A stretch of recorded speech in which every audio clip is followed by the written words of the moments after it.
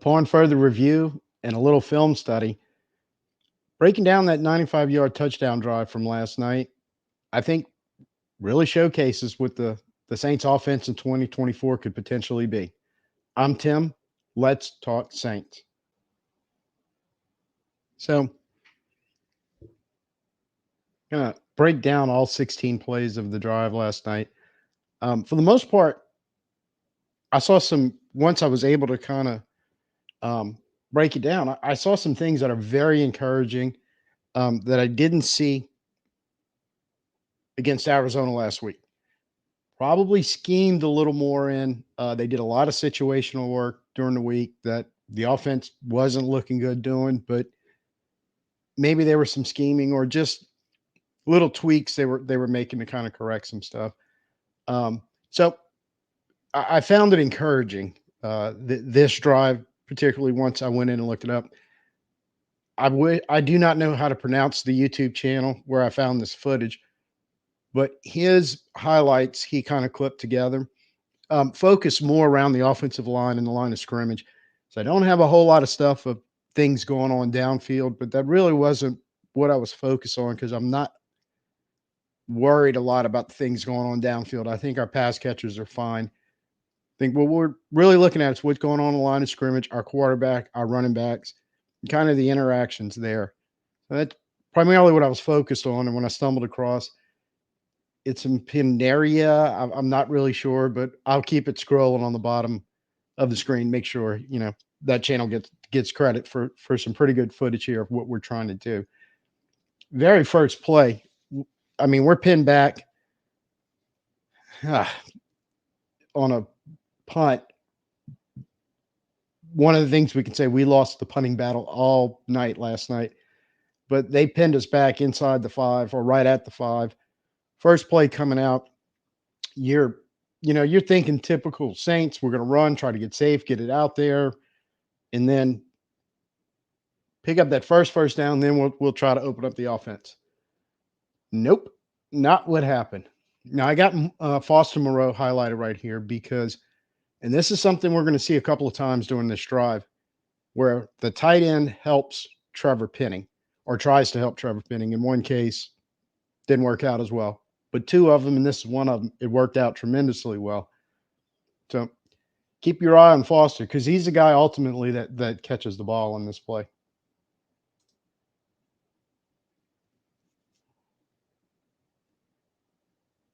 So it was a double team. He passed it off to Penning, got back to the line of scrimmage, caught the ball, turned it into a 5-yard gain or 7-yard gain rather. 7 yards all after the catch. One of the big numbers they want to work on. But he came out after the chip, passed him off to Penning. Penning had the outside guy. Stonewall was getting nowhere near Carr. Carr had a very clean pocket on that play.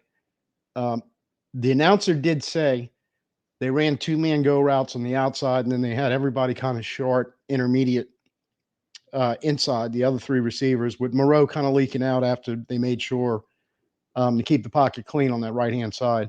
But it was clean the whole time for Carr. He had a very clean pocket. I had time to look at progressions and then realize I'm going to take what I can take. Moreau's wide open with an easy 7-yard run after the catch. So get you already ahead of the change, which is so important in this offense. And then we started reeling off some plays that really got the offense going. I think the next 3 were all hugely important. And on this one, this is just an inside zone right. Penning does a great job kicking out the edge guy. The rest of the offensive line does what you want to do on inside zone, and they form the wall that pins a lot of the defense behind to give a running lane. And Taysom Hill blew through there with an awesome lead block. And it turns into a pretty big play. Mal Williams grabs himself 15, moves the chains, picks up a first down. And so 2 plays, you've already moved the chains. You're getting your second set of downs in this drive. And you're figuring it's going to be a long drive unless you hit a big play because you got to go 95 yards. Well, we just covered 22 of them in 2 plays, 2 well-designed plays and 2 well-executed plays, which is Going to be a theme a lot in this drive.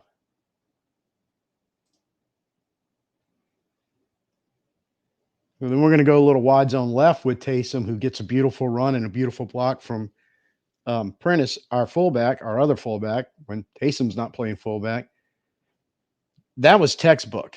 That's as textbook as you can get what you want to do in this offense. You got that movement to the left. Young got a kick out block. Taysom didn't even have to bounce or bend. I mean, when he got in his lane, there was a hole there. He exploded through it, which I'm glad to see because you're gonna need some running backs with some explosion. We know Kamara's got it. You know Taysom's got it. That's what you can kind of do with that stuff. Picks up 11 yards. Boom, we're moving the chains again. Another first down. And you know what we're doing so far in 3 plays? We're staying out of long yardage situations. Staying out of third down so far. We started on the 5. We're knocking the door of the 40. That's what this offense is designed to do when you execute it and you play call it correctly. 3 plays in a row, we've done that. So, and you have 2 consecutive runs, go for 15 and 11 to set up another first down. And for the second time in the drive, we actually 2 things happened for the second time in this drive. And I'm going to back this up just a tad.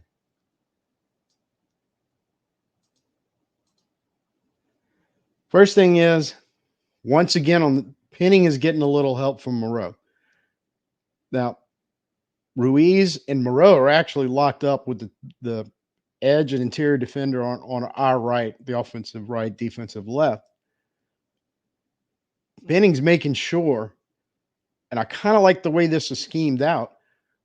He's kind of in the middle protecting the gap. No blitz is going to come through. If there's a twist, he'll be able to pick it up.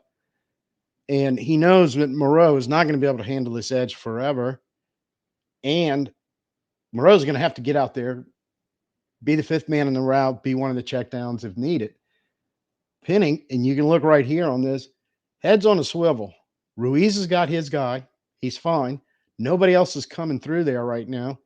I got to go basically not help, but take over from Moreau so he can get out there and do what he needs to do, which in this case, when he passed him off, is picking up a guy that was coming in on a delayed blitz. I would have had a clean shot coming in on Carr on that left side. Now, I don't know if that was a delayed blitz or somebody who was there to cover Moreau when he saw Moreau working and pass blocking on the double team.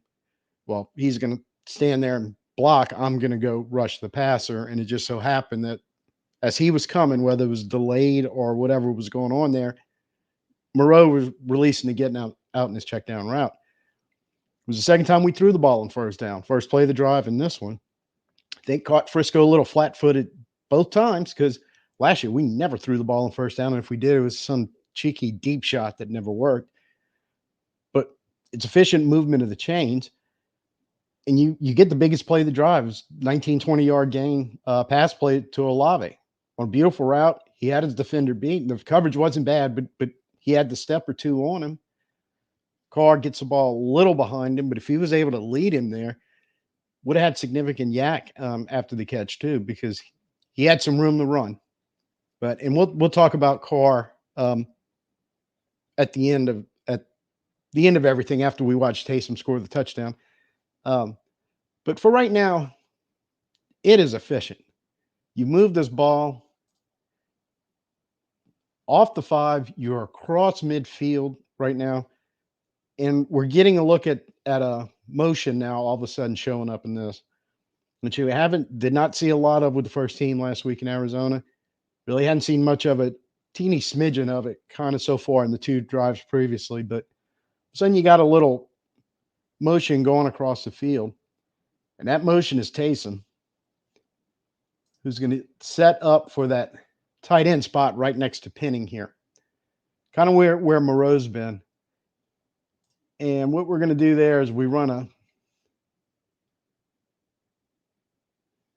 pitch play to the outside. We're trying to go wide right here. We've got Prentice lead blocking, and Taysom's basically doing what Moreau did on those 2 previous plays where he's helping Penning, and then he's going to slide off and get to his secondary responsibility. In this case, it's going to be a downfield block on the running play. And in this case, it's to move off and pick up what some offenses refer to as the MDM, or the most dangerous man, because in reality, what Taysom's trying to do right here, their middle linebacker was the most dangerous man, because initially at the set, their rules, nobody was assigned to him right at the snap of the ball. That somebody was going to have to come off a block and pick him up wide or a little downfield to throw the block to be able to spring the running back. And the reason why I have a split second late, Taysom was literally like, I don't even know if it was a half step. I think it was less than that, because he's on him, but he doesn't quite have him clean. He was able to get off Taysom's block, and that's how you get the 3-yard loss right there on a play where you were looking like, because Prentice, I think he kind of saw Taysom was coming out to get the linebacker, so he really wasn't looking there. It looks like he was moving to the next guy downfield, because there was actually another guy behind the linebacker that was coming and was going to be free. Looks like Prentice was going to get him. You get those two blocks sealed right there. Williams has another big run. Instead, it's a -3 run, and that's the kind of thing you don't want in this offense, and really the first blemish we've had in this drive.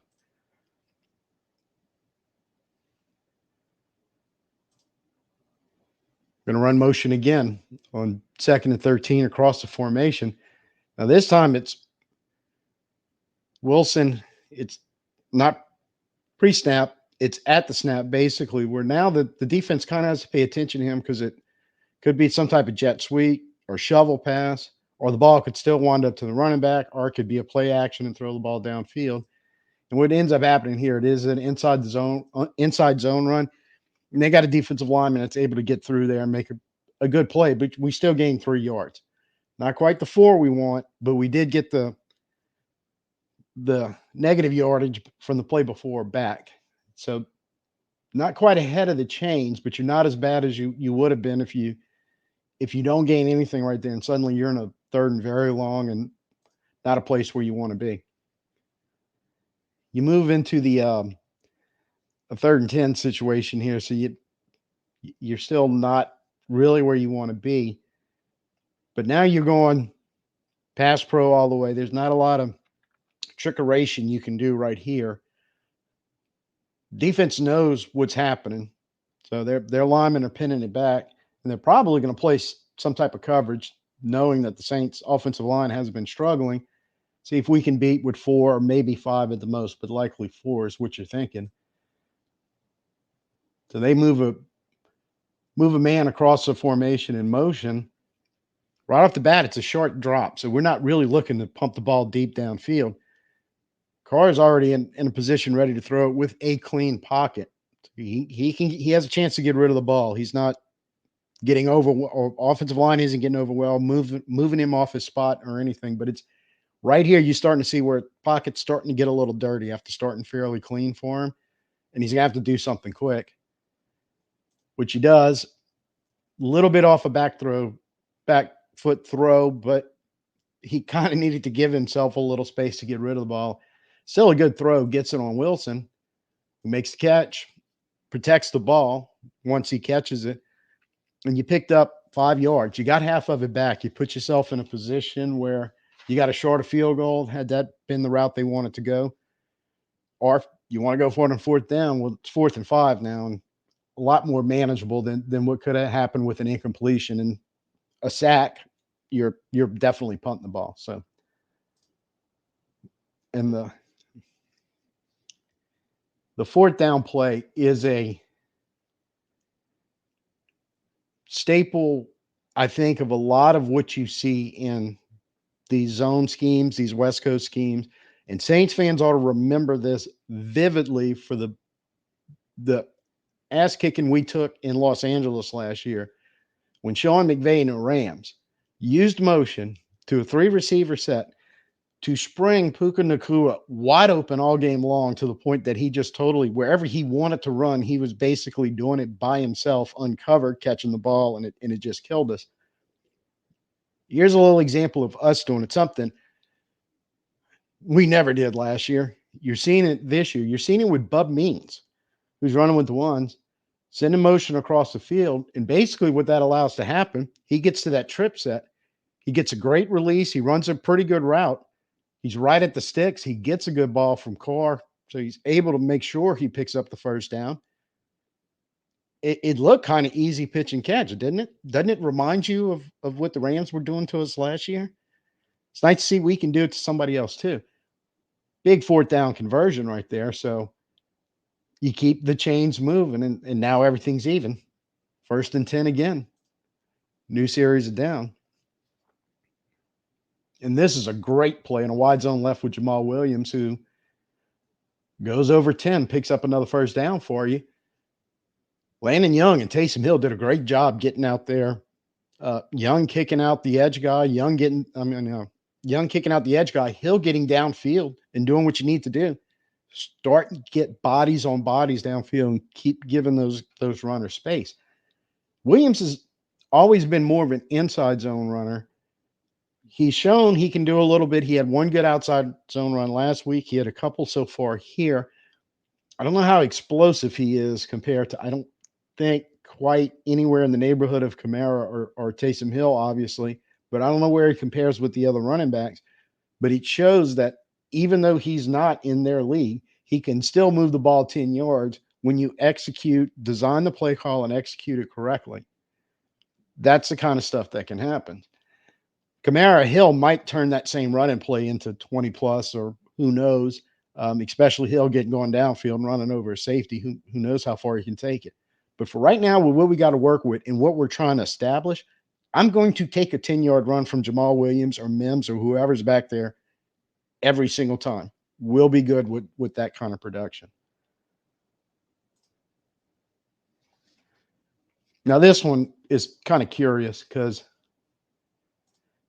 it's probably an RPO, because the guy on the edge, who happens to be the middle linebacker, who lined up on the edge and goes shooting straight in towards the mesh point. That's typically what you see a lot of times, that guys coming off the edge will do. They, really care about outside run responsibility. The guy that you probably see on the edge of your screen has to worry about that. He's just designed to get back there. They pull the ball and try to throw it, get on the quarterback. If they hand it off, try to chase the runner down, which is ultimately what happens. Think a real game situation. This is probably a run pass option, an RPO, where Carr, because after he pulls the ball, he goes like a naked bootleg around the right side, and you have some receivers going in routes down there. Odds are, if this was a real game and not preseason, where Carr does not need to be taking any shots on an RPO or anything else going on, he just handed it off. And I think which was the right move. But game time situation, this is how this offense can suddenly just ding you with a big play with an easy pitch and catch. Because when this plays out, he runs Hill down from behind, which is typically what you see on there. It's a 2-yard gain, still gain positive yardage. But Carr was unaccounted for completely had he pulled that ball and rolled out. And he's not Lamar Jackson or Josh Allen. He's probably not going to house it from there. But he easily could have picked up yards. It looks like he had an avenue to get to the sideline when defenders closed on him so he could get out of bounds without getting lit up.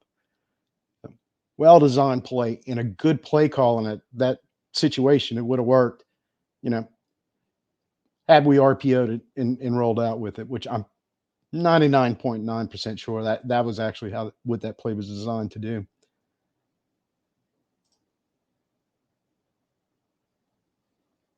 Now this one, look, pass pro, clean pocket. He got rid of the ball quick.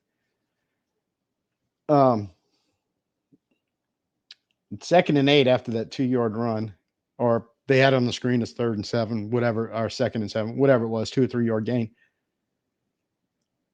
You want to see it get quick. You want to see picked up again, stay ahead of the chains. We don't want to take a negative play there.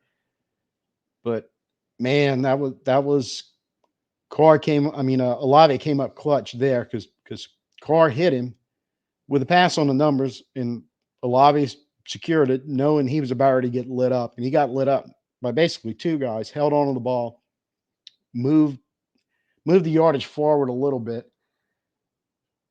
I don't know if that was the best decision, but again, I'm not really looking downfield, so we don't really know. But the takeaway from this is you're doing what you need to do in this offense. Keep the ball moving forward. Do not take negative plays. Do not get yourself caught way behind the chains.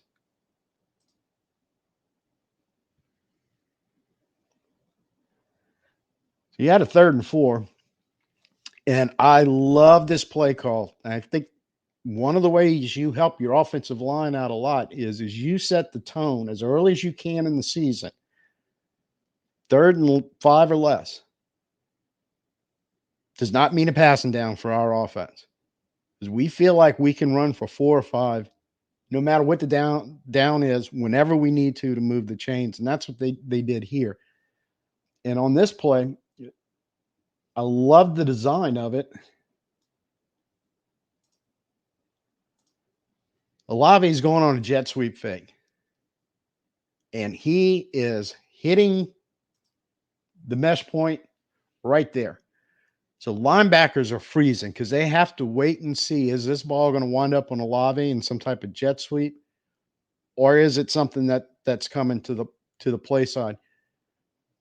And you can see one of them right here. But I know when I watched it live, I remember this play because I recognized the motion and just happened to be looking back there. And you had like 3 guys on that level just stop, waiting to see where the hell the ball is going. And so by the time they realize it, we have a great wall of blockers down there. You pick up the yardage you need, you move the chains, you're now setting up 1st and goal. That is wide zone with a little motion, a little eye candy at its best, where you have defenders just sitting there reacting, waiting to see what the hell is going to happen because they're just not sure. And they know if they guess wrong or if they don't react fast enough, they're giving up yardage. In this case, they're giving up a 1st down. But sometimes you just put them in a position where they're reactive and there's just not a whole lot they can do about it. And that beautifully designed play, call it at the right time. That's the kind of stuff we need from Kubiak. That's the kind of stuff that's going to help when you have any shakiness off your offensive line, because play design and play calling like this, especially in situations where the defense, they're not sure they can play run. They're probably playing pass and looking out for the run. But if you hit them with the right run at the right call at the right time, there's nothing they can really do about it. I think this was one of those situations you convert the 1st down. So it's the last set of downs, and this, I'll save it a little later, but that about Carr's performance, that may have been the actual one completely uncatchable ball he threw of his 9 attempts. And Olave did manage to get a mid on it. It was inches away from being a catchable ball and a completion. So not really totally upset with that effort by either one of them on that play. But now you're looking at 2nd and goal from the 9. I think everybody's kind of thinking pass at this point. It's like, hey, can you pick up 9 yards on 3 plays to get in the end zone before you turn the ball over? Or are you going to end up settling for a field goal? That's what everybody's thinking right here. We know last year, we know at this point, as soon as that incompletion happened, if this is 2023, we're going to have a field goal attempt. There's no way we're getting the ball in the end zone. And they're doing it off straight inside zone run, gets half the yardage you need, basically 4 yards right there from Mims, who made a good cut and dropped his shoulder with some contact and kept going forward and picked up a little extra yards after contact. Worked so well, they basically run the same variation again. Right there, number 50, Lucas Patrick. And there's another angle on the last night. I saw this when they showed the replay last night, because this was one of those where they were kind of doing those double teams, which is not quite a true inside zone, but you will see it a lot where they've got 2 double teams hitting on the inside, guard and tackle, guard and center, whatever, but just they're kind of letting I don't want to say they're letting the edge go, but they're just kind of trying to hit hard and fast up the middle with those double teams in there, clearing space, let the running back just take a straight shot forward. Assuming if we do it fast enough and we block it well in the middle, the edge players won't matter because our back's going to be through the line and getting in the backfield before they can really do anything. It's kind of more or less happens. But the downside of that is sometimes you get an MDM, most dangerous man, who's back there who recognizes what's going on and he's shooting the gap. And that's what 50 tried to do. And 50 was almost in the backfield, about a yard deep, when Patrick realized and came off that double team and just he didn't get much of him, got just enough to bump him and move him, where Mims made that one little cut to get around him and get up the middle and pick up 4 yards. Beautiful play, because Lucas Patrick did a great job recognizing what he needed to do in the rules for offensive linemen. There's a guy that's a problem. I can get a piece of him. Got him. Mims recognizing, got to make a little cut right here. Not much of one, but just enough. I got to get away from that guy because there's space behind him. And I still think he got in the end zone. I think this was a bogus call and should have been a touchdown, but they made Taysom Hill have to go ahead and punch it in, one with a fullback power, which I love to see also. That Taysom from that fullback spot, I think, can be truly devastating in this offense, because I don't know if anybody noticed on that replay. They were focused on Taysom, still couldn't stop him because the whole defense basically collapsed inside. And had they actually pulled it and flipped it to Jamal Williams, he'd have backstroked into the end zone, as Jim Henderson once said, because there was nobody looking at 21 on that play. Imagine that's Alvin and Taysom stacked up back there. If you're the defense, what are you going to do? So, good drive. I think it showcased vividly over 95 yards, 16 plays, and I believe it was 8 minutes and 13 seconds of play clock. Just methodically moving the ball down the field, keeping the defense off balance, even on a 4th and 5, just dialing up a play with a play call with the right guy and the right throw to make it fairly easily. And this is the things that I think we can expect to see from this offense when we're scheming it right, when we're calling it right, and when the players are executing it right. In this case, 3 rights make an offense. So, kind of wrap it up.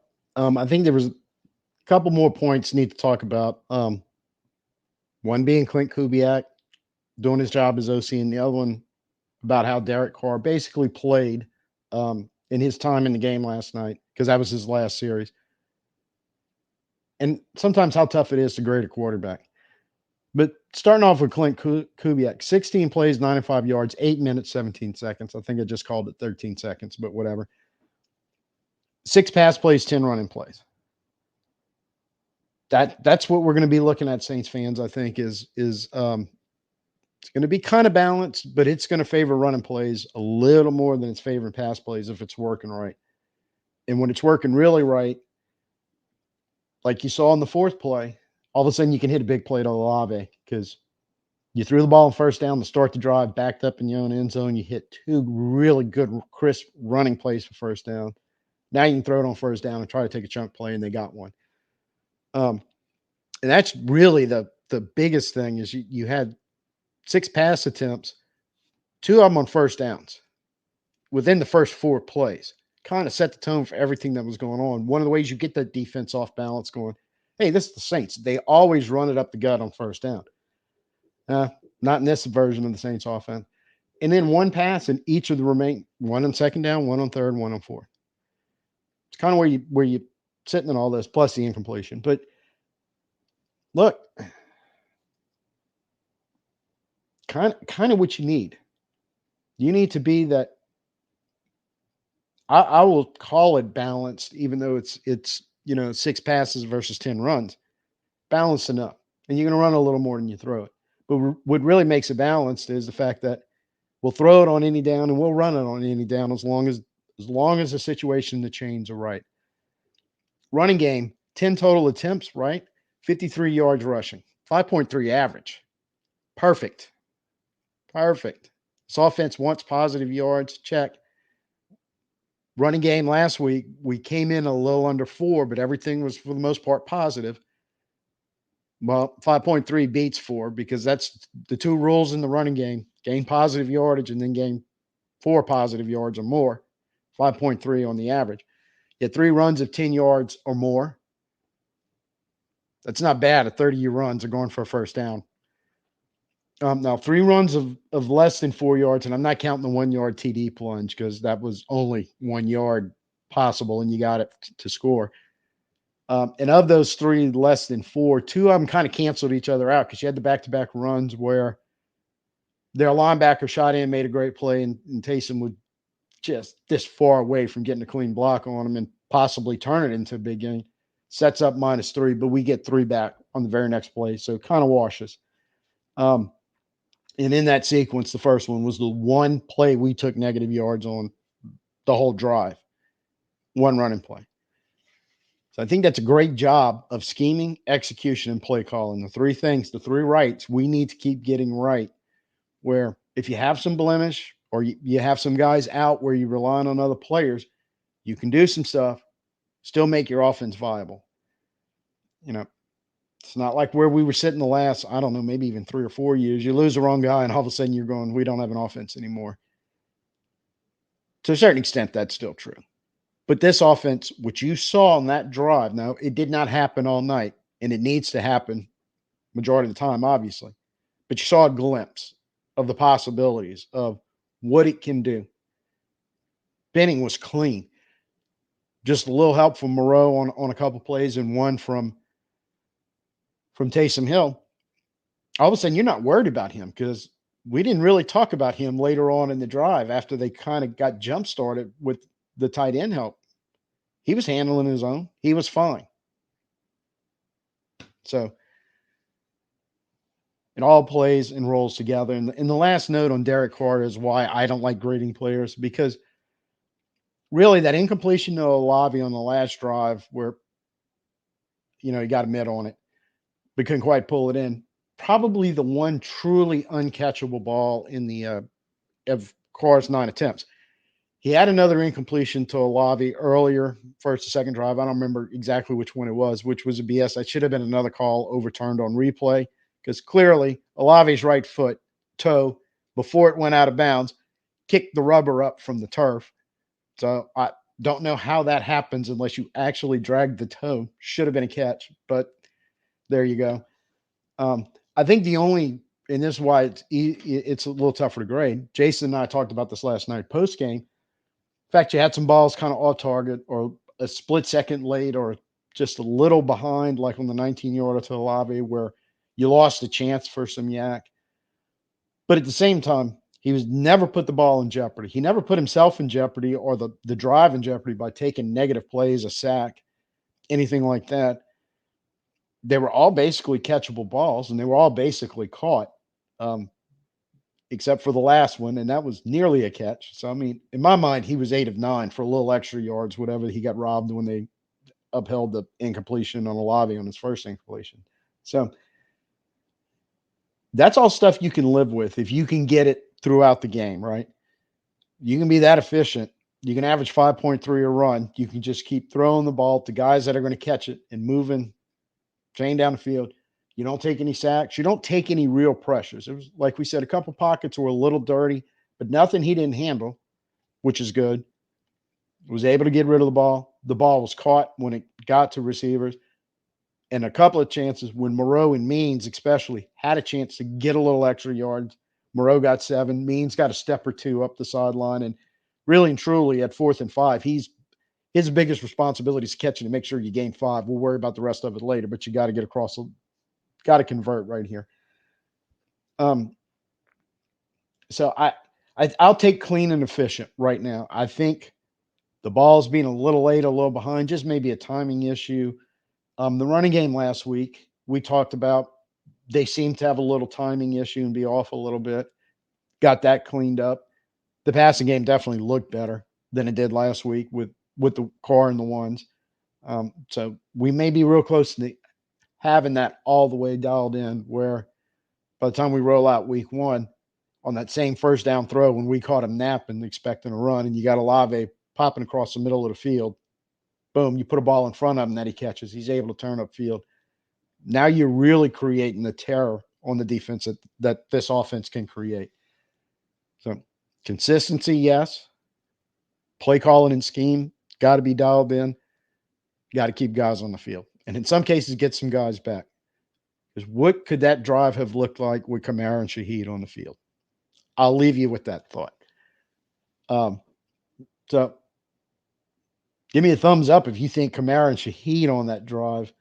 Um, Actually, if we'd have scored in 4 minutes, if all of a sudden you put two of our most explosive guys out there and with some of the stuff we were able to do, if one of them is able to touch the ball in one of those situations and be able to house a long play. I don't know if it had happened last night. I feel fairly confident, probably in the 90 percentile, maybe. But I feel very confident. You get them on the field, you get the timing issues worked out, you will see some big plays be able to come out of this offense when you get the scheme, the play call, and the execution you got last night for 95 yards on 16 plays for 8 minutes and 17 seconds. Let me know what you think. Drop me in the comments. Y'all been fired in all cylinders. This community, start talking Saints. We really want to talk Saints. I think I'm a little behind. I'm going to try to catch up as fast as I can, but I promise I'll get to them. So till I see you next time, I'm Tim. Peace out and hoot at.